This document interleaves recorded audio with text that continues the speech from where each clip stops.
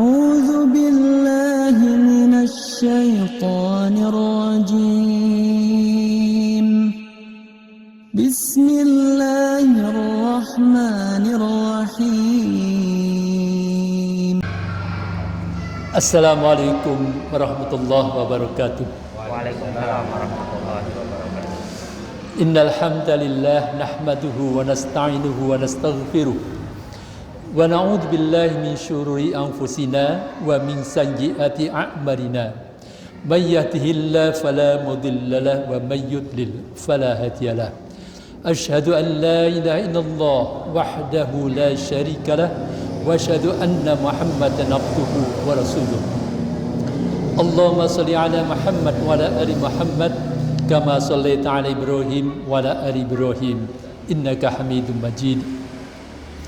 Fa ya ayyuhal hadirun usikum wa iyaya bittaqwallah haqqa tuqatih faqad fazal muttaqun. Yang kami hormati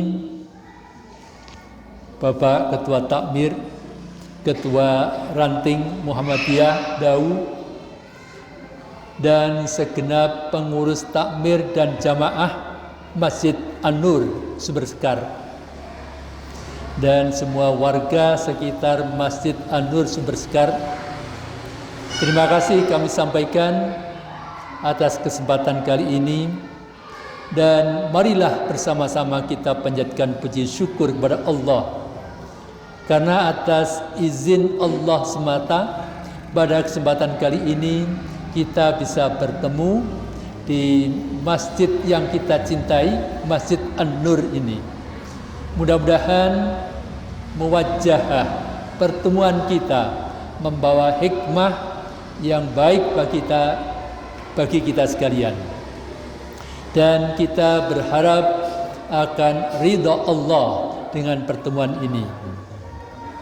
Salawat dan salam kita aturkan kepada junjungan kita Nabi Muhammad sallallahu alaihi wasallam, yang kita selalu berusaha untuk menjadikan beliau itu sebagai uswah, sebagai contoh dalam kehidupan kita.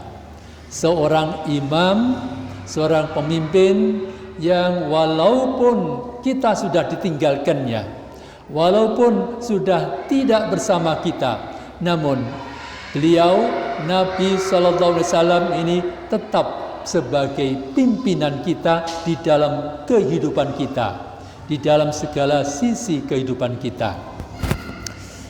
Dan terima kasih tentunya kepada semua yang hadir, Bapak Ibu sekalian. Mudah-mudahan kehadiran Bapak Ibu sekalian dihargai oleh Allah, diterima oleh Allah sebagai amal soleh.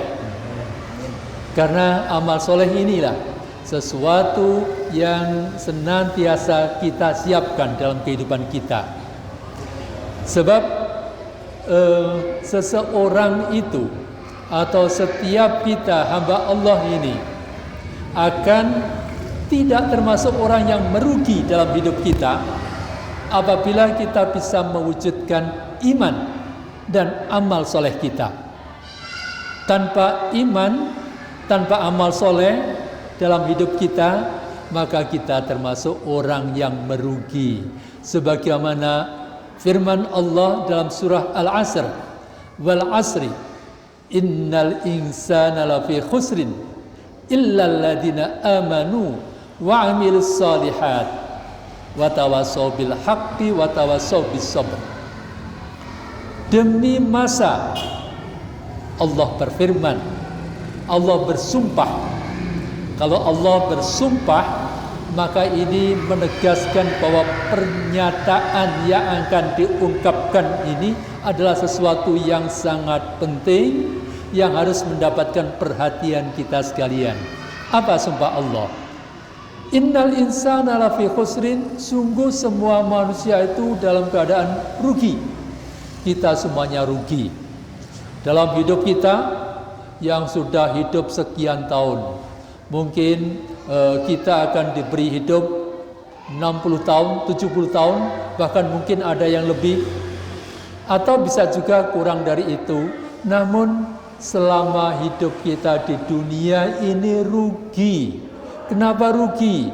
Karena di akhirat nanti tidak termasuk orang yang diizinkan oleh Allah mendapatkan rahmat yang paling utama, yaitu surga. Siapa yang tidak rugi adalah apabila kita bisa mengisi hidup kita ini dengan iman dan amal soleh. Iman dan amal soleh. Inilah, mudah-mudahan kita termasuk orang yang beriman dan beramal soleh. Beriman dengan benar dan beramal soleh dengan benar, yaitu sesuai dengan tuntunan agama Islam yang kita cintai. Bapak Ibu sekalian, pertemuan kita sebagaimana disampaikan oleh Bapak Nur Fazin tadi adalah dalam rangka kajian tahun setiap Ramadan. Kajian setiap Ramadan, setiap Ramadan kita mengadakan kajian dan sekaligus memberikan santunan dan buka bersama. Maka dengan mengharapkan ridha Allah, kegiatan kita marilah kita awali, kita buka dengan bacaan basmalah. Bismillahirrahmanirrahim. Sebagai pimpinan cabang Muhammadiyah di Dau, kami menyampaikan penghargaan yang sebesar-besarnya kepada ranting Muhammadiyah Sumber Sekar dan Takmir Masjid An-Nur yang mengadakan kegiatan-kegiatan dakwah. Kegiatan-kegiatan dakwah. Kegiatan-kegiatan dakwah ini bisa dalam bentuk apa saja. Dakwah itu tidak selalu dalam bentuk pengajian, ceramah-ceramah, tetapi bisa kegiatan-kegiatan sosial. Kalau dulu pernah mengadakan kegiatan sosial, mengadakan pengobatan dan pemeriksaan gratisnya, itu adalah suatu bagian dari dakwah juga. Mengadakan kegiatan berbuka bersama atau segala kegiatan yang membawa manfaat itu adalah kegiatan dakwah. Terima kasih kami sampaikan kepada takmir masjid dan pimpinan ranting Muhammadiyah Sumber Sekar, mudah-mudahan menjadi amal soleh kita bersama. Para Bapak Ibu jamaah sekalian, kita sekarang berada pada bulan yang sangat mulia, bulan yang sangat dimuliakan oleh Allah dan oleh segenap umat Islam. Kenapa bulan ini menjadi bulan yang sangat mulia? Sebagaimana firman Allah, A'udzubillahi minasyaitonirrajim, Syahrul Ramadan alladzi unzila fihil Qur'an hudan linnas wa bayyinatin minal huda wal furqan. Bulan Ramadan adalah bulan yang diturunkan Al-Quran. Bulan diturunkannya Al-Quran, yang Al-Quran itu menjadi petunjuk bagi semua manusia dan memberikan penjelasan-penjelasan dari petunjuk itu, dan Al-Quran itu menjadi pembeda. Jadi itu fungsi Al-Quran, para Bapak Ibu sekalian. Oleh karena itu kita perlu mencintai Al-Quran. Al-Quran itu menjadi petunjuk bagi segenap manusia, termasuk kita sekalian. Menjadi petunjuk. Orang hidup itu perlu petunjuk. Kita semuanya butuh petunjuk. Coba kalau kita pergi ke suatu tempat, kita tidak punya petunjuk, mencari suatu alamat tidak punya petunjuk, yang ditanya tidak ada, atau yang ditanya tidak tahu, padahal kita tidak memiliki alamat yang jelas, maka kita akan kebingungan. Maka hidup kita di dunia ini perlu petunjuk, sangat memerlukan petunjuk. Sebab hanya menggunakan akal, seandainya tanpa petunjuk agama, tanpa petunjuk Al-Quran, hanya menggunakan akal, bisakah kita mengetahui, bisakah manusia itu mengetahui siapa Tuhan sebenarnya tanpa Al-Quran, tanpa agama? Tentu kita tidak bisa. Walaupun ada rasa bahwa ada yang berkuasa, ada yang menguasai manusia, ada yang menguasai alam raya ini, tapi tanpa petunjuk, ya, kita bisa salah. Ada yang memuja-muja gunung, ada yang memuja-muja berhala, maka kita salah. Demikian pula di dalam kehidupan kita sehari-hari. Bagaimana kita menyembah? Kalaupun kita sudah tahu bahwa Tuhan itu Allah, Allah lah sebagai penguasa alam semesta, hanya kepada Allah, hanya Allah yang berhak disembah oleh manusia ini. Tapi tanpa petunjuk, kita tidak tahu bagaimana menyembah Allah. Oleh karena itu, dengan tuntunan Al-Quran yang dijelaskan oleh Nabi Sallallahu Alaihi Wasallam, maka menjadi jelas bagi kita sekalian bagaimana kita beragama. Itulah mulianya Al-Quran. Dan Al-Quran itu diturunkan pada bulan Ramadan. Karena sangat pentingnya Al-Quran yang diturunkan pada bulan Ramadan, maka bulan Ramadan ini menjadi mulia pula. Menjadi bulan yang sangat penting di antara 12 yang lain. Nah, itulah para Bapak Ibu sekalian, bahwa syahrul Ramadan alladzi unzila fihil Qur'an. Bulan Ramadan adalah bulan yang di dalamnya diturunkan Al-Quran. Mungkin ada yang bertanya, apakah Al-Quran itu diturunkan hanya pada bulan Ramadan? Apakah Nabi Muhammad itu menerima wahyu hanya bulan Ramadan? Bukan itu maksudnya. Jadi yang diturunkan pada bulan Ramadan itu adalah Al-Quran yang pertama kali diturunkan dari Baitul Izzah, dari Loh Mahfud ke langit dunia. Ya, langit dunia itu seperti apa kita tidak tahu, tapi penjelasannya adalah seperti itu, bahwa Al-Quran diturunkan sekaligus dalam jumlah yang lengkap itu dari Loh Mahfud, dari Baitul Izzah, dari sisi Allah, diturunkan, dipersiapkan untuk malaikat Jibril di langit dunia. Ya, kita tidak tahu seperti apa. Nah, maka itulah diturunkannya Al-Quran pada bulan Ramadan. Itu pengertian yang pertama.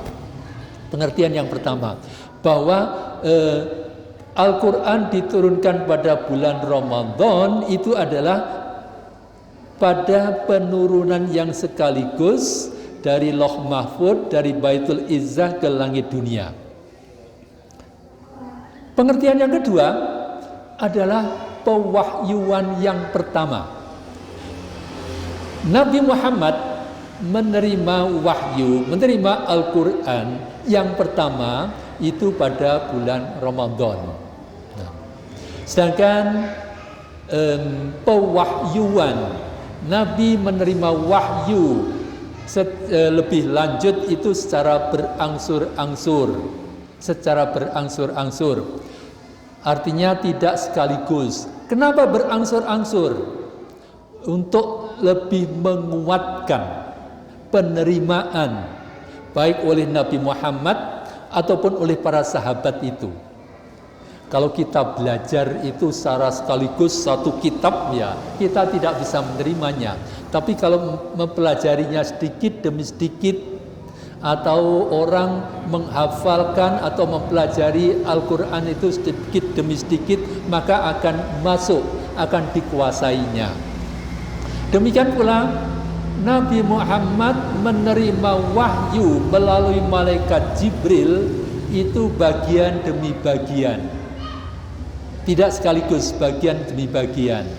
Dan setiap kali sudah diterima oleh Nabi Muhammad, disampaikan kepada para sahabat, dan sahabat pun menerimanya bagian demi bagian, langsung menghafalnya. Para sahabat itu langsung menghafal dari Nabi Muhammad, atau ada yang menulisnya, ada yang menulisnya, mencatatnya, dan ada yang menghafalnya. Begitu seterusnya sampai selama 22 tahun, 13 tahun, ya, 12 lebih sekian itu di Makkah dan 10 tahun di Madinah.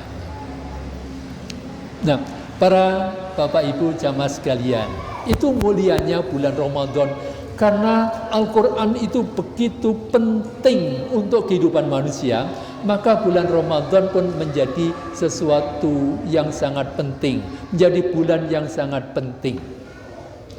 Nah, begitu pentingnya bulan Ramadan yang sesuai dengan yang disampaikan oleh Rasulullah SAW. Bulan ini menjadi penting dan menjadi istimewa karena Allah memberikan suatu rizki, merupakan suatu pemberian yang berlebih dibanding dengan bulan-bulan yang lain. Apa itu? Yaitu bulan Ramadan itu penuh dengan rahmat, penuh dengan berkah, penuh dengan ampunan. Bulan Ramadan sebagaimana disampaikan oleh Rasulullah SAW, penuh dengan rahmat, penuh berkah, penuh dengan ampunan dari Allah Subhanahu wa taala. Nah, janji yang sangat bisa kita harapkan ini, sangat kita yakini kebenarannya ini, maka perlu kita raih. Jangan sampai bulan yang sudah dijanjikan oleh Allah melalui nabinya, penuh dengan rahmat, berkah dan ampunan ini menjadi sia-sia. Kita memasuki Ramadan, kita bertemu Ramadan, akan tetapi tidak bisa memperoleh atau mendapatkan apa yang dijanjikan yang sangat berharga tadi. Kemudian bagaimana petunjuk agama kita, bagaimana petunjuk agama Islam sebagaimana yang dituntunkan oleh Nabi untuk mengisi bulan Ramadan yang sangat mulia, yang sangat berharga ini, yaitu sebagaimana lanjutan dari ayat tadi. Yang pertama yang harus kita utamakan adalah dengan berpuasa.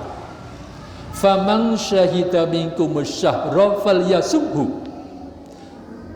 Tadi disebutkan bulan Ramadan menjadi bulan yang sangat mulia karena di dalamnya diturunkan Al-Quran. Maka barang siapa yang bertemu dengan bulan Ramadan itu, siapa yang memasuki bulan Ramadan, siapa yang menyaksikan bulan Ramadan ini dalam hidupnya, maka hendaklah dia berpuasa, falyasumhu. Nah, ini menjadi dalil wajibnya kita sekalian umat Islam, orang-orang beriman ini untuk berpuasa dalam bulan Ramadan. Nah, para Bapak Ibu yang kami hormati, bukan hanya sekedar perintah, bukan hanya sekedar kewajiban yang apabila ditinggalkan kita akan berdosa, bukan hanya itu yang diberikan oleh Allah. Akan tapi dengan berpuasa di bulan Ramadan ini, maka kita akan mendapatkan sesuatu yang sangat kita harapkan dalam hidup kita, yaitu ampunan dari Allah. Mengapa kita mengharapkan ampunan dari Allah? Karena kalau kita kembali kepada Allah, menghadap Allah dalam kematian kita mati dengan keampunan dari Allah, diampuni segala dosanya, maka itulah sesuatu yang menjadi harapan kita, bahwa kita bersih dari segala dosa, sehingga kita tidak sama sekali akan merasakan azab neraka, tapi langsung masuk ke surga. Itulah yang kita harapkan. Ampunan dari Allah, ampunan dari Allah. Ini sesuatu yang selalu kita harapkan. Nabi SAW bersabda, "Man shoma Ramadhana imanan wa ihtisaban, ghufira lahu ma taqaddama min dzambih." Barang siapa yang berpuasa dengan penuh iman dan penuh pengharapan kepada Allah, mengharapkan ridha Allah, maka diampuni dosa-dosanya yang telah lalu. Berpuasa pada bulan Ramadan. Nah, oleh karena itu, para jamaah sekalian, kita harus berupaya untuk mengisi Ramadan ini dengan berpuasa yang sebaik-baiknya. Mengapa dikatakan sebaik-baiknya? Puasa kita harus baik. Karena di samping Nabi menyampaikan bahwa siapa yang berpuasa itu mendapatkan ampunan, tapi Nabi juga menyampaikan bahwa betapa banyaknya orang yang berpuasa, akan tapi dia tidak mendapatkan apapun dari puasanya itu, melainkan hanya rasa lapar dan dahaga. Hanya lapar dan haus, hanya lapar dan kehausan saja dari puasanya. Artinya dia tidak mendapatkan apa yang dijanjikan oleh Allah melalui nabinya, tidak mendapatkan pahala, tidak mendapatkan kebaikan-kebaikan, tidak mendapatkan ampunan. Kenapa? Karena itu tadi, berpuasanya tidak imanan wa ihtisaban. Imanan itu karena iman. Karena iman berarti puasanya benar-benar ikhlas. Ikhlas karena dia benar-benar percaya bahwa puasa itu memang sesuatu kewajiban dari Allah, merupakan perintah Allah yang harus kita ikuti, yang harus kita taati. Dan ihtisaban itu adalah menghitung-hitung. Di dalam berpuasa itu menghitung-hitung. Apakah dalam puasa saya ini amalan-amalan saya itu sudah benar, atau saya masih melanggar aturan-aturan orang yang berpuasa, melanggar aturan-aturan orang yang berpuasa, berkata bohong, mengumpat, berkata kotor, dan segala keburukan-keburukan yang lain. Orang berpuasa, akan tapi dalam kesehariannya, sehari-hari, pembicaranya adalah mencari-cari aib orang lain, atau kita biasa menyebutnya dengan ngerasani orang lain. Nah, ini termasuk sesuatu yang merusak puasa. Ada amalan yang membatalkan puasa, ada amalan yang merusak nilai puasa. Yang membatalkan puasa, kalau kita makan dengan sengaja, itu batal puasa kita. Kita wajib menggantinya, itu batal. Tapi kalau merusak nilai puasa, ya puasa kita tidak batal, tapi kita tidak mendapatkan apa-apa. Ampunan tidak, rahmat tidak, barokah tidak. Inilah ruginya kalau kita berpuasa, tetapi yang dikendalikan, yang ditahan itu hanya makan dan minumnya. Tapi perbuatannya,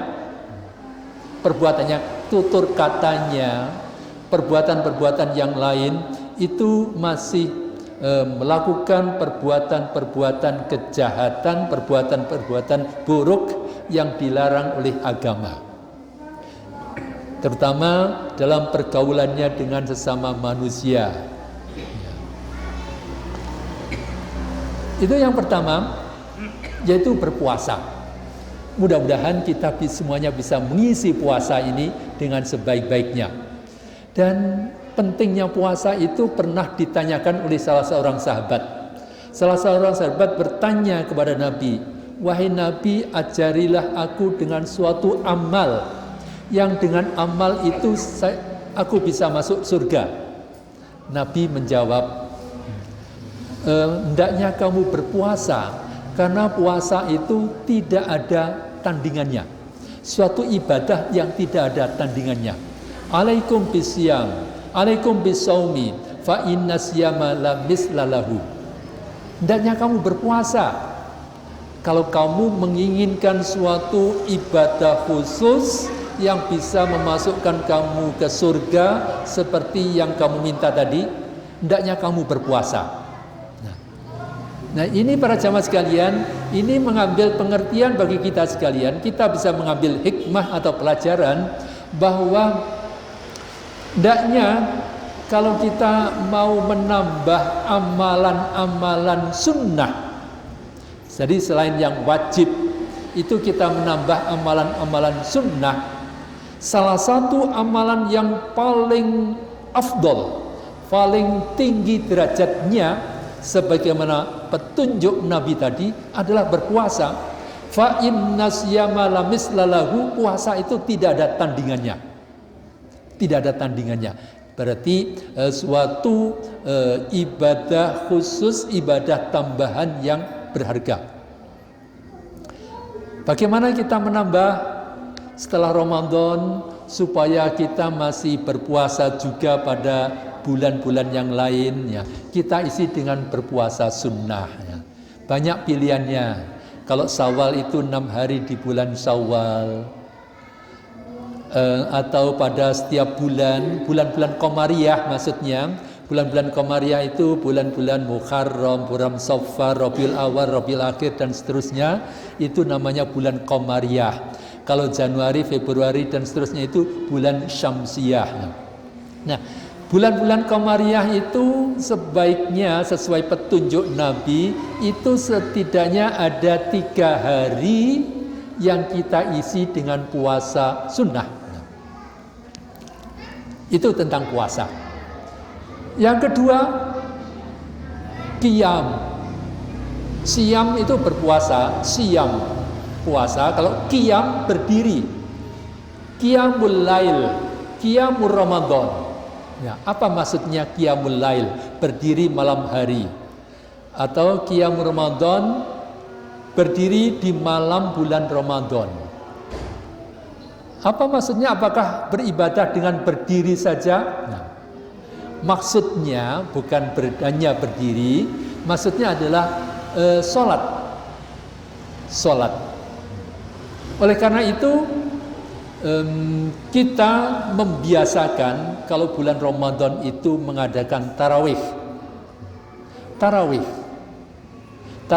itu bisa juga disebut dengan qiyamul Ramadan, qiyamul laili Ramadan. Berdasarkan sabda Nabi, hadis Nabi, man qama Ramadan, jadi selain man soma juga ada man qama. Man qama Ramadana imanan wa ihtisaban ghufira lahu ma taqaddama min dambi. Barang siapa yang berdiri di malam bulan Ramadan dengan penuh iman dan pengharapan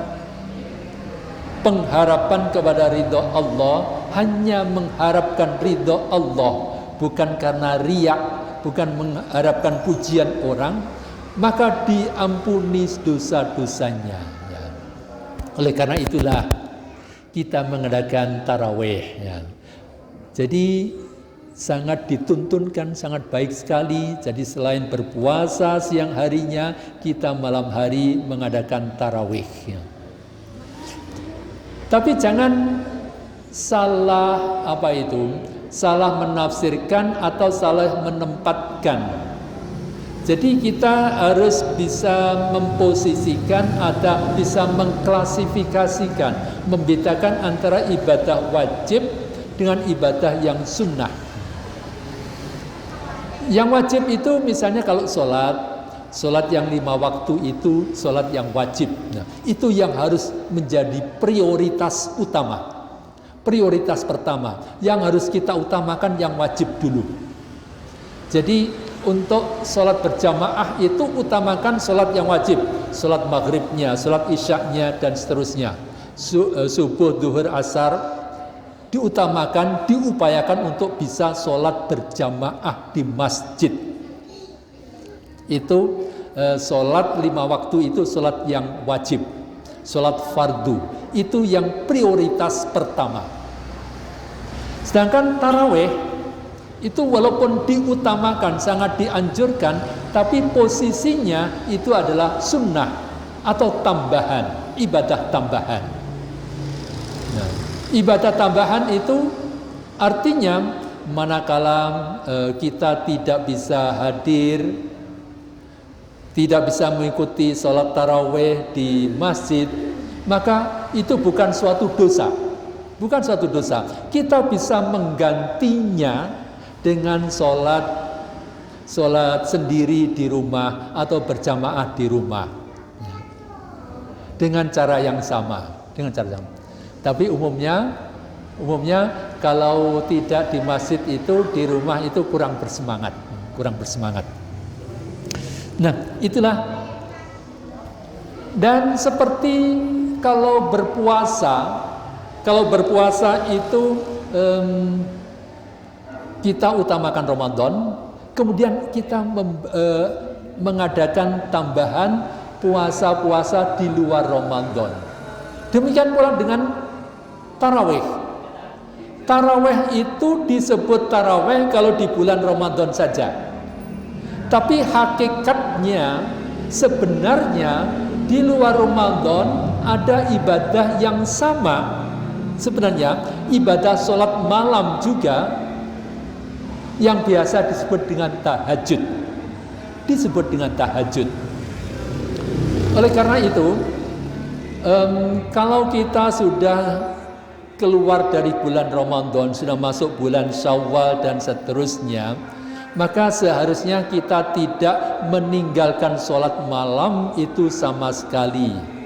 Ya, walaupun mungkin tidak bisa 11 rakaat, ya sesuai dengan kemampuan kita. Boleh dikerjakan sore sesudah sholat isya, boleh dikerjakan akhir malam jam 2, jam 3 menjelang subuh, itu kita kerjakan sholat tahajudnya. Dalam surah Al-Isra di dalam Al-Quran disebutkan wa minal laili fatahajjat bihi, dan dari sebagian malam bertahajudlah kamu nafilatan laka, sebagai ibadah tambahan bagimu. Ya. Yang kedua itu kita sholat. Yang ketiga Quran. Dengan Quran, apa artinya? Apa maksudnya? Kita mengisi bulan Ramadan dengan Quran, dengan berinteraksi dengan Al-Quran.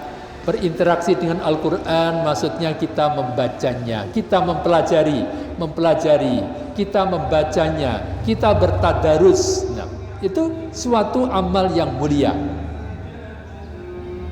Nabi bersabda, "Iqra'ul Qur'an fa innahu ya'ti yaumal qiyamati syafi'an li ashabihi."